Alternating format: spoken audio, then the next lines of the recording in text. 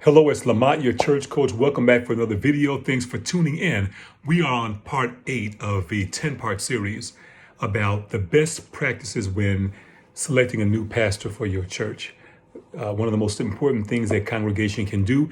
Here was some more tips. This time I'm going to talk about various checks or background checks. But before that, I just want to go through a brief recap of the process so far. The Holy Spirit Discernment Council has been assembled from mature, discerning, wise cross-section of the congregation, and the council has come together with basically, at the beginning, just name, maybe address and phone number of prospective candidates, those who are applying to become the next pastor. That's all the information you need off the bat. Based on that, you will have a Skype interview of half an hour. You've gone through that with some basic questions. See one of the first videos for those. All right, based on a consensus of the council, candidates are advanced or they stop right there. If they advance past that step, then the council has requested 2 recorded sermons, audio or video, either one, and 2, no more than 4 Bible teachings, audio and or video, and evaluated those. Based on the consensus of the council, if the candidate moves forward past that, then you get to where you have a Google search of the prospective pastor, the candidate, the applicant.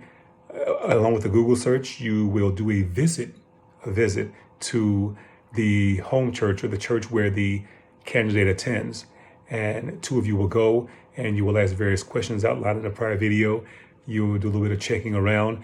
And then based on a consensus of your report to the wider council, you will come back and invite, if that candidate advances, invite the candidate to your church to preach, to conduct a group Bible study, to have a meet and greet after worship with food, so all the members can meet and ask questions, the Q&A period during that, at which time you have another interview with the pastor. So you've gotten through those approximately 5 steps. And if there's a consensus among this council to advance a candidate, the next thing you want to do is consider these various checks. Here's where we are with that. The way this process is outlined and the way it's intended to work, by the time you get to this point, you know whether or not you have a probable cause, I call it probable cause, to even ask about any form of checks, whether it's a medical records check, whether it's a credit check, criminal background. Some churches request a psychiatric evaluation. At this point, the process has been so thorough, and you've been, of course, obviously bathing it in prayer and discernment, coming together as a group. Your church is also praying. If you have probable cause, if there are some signs that indicate that you have some questions in any of those 4 areas, then in the final interview with the follow-up with the prospective pastor, the candidate, ask those questions. If you have specific questions, ask them and listen carefully to and consider carefully the answers. All right, in any of those areas. If you still feel that you need to do any one of these checks, then you probably should disqualify the candidate. They should stop at that point in the process. Because whether what you find supports your feelings or does not, you probably have it already in your mind at this point anyway, whether or not you like the person or not.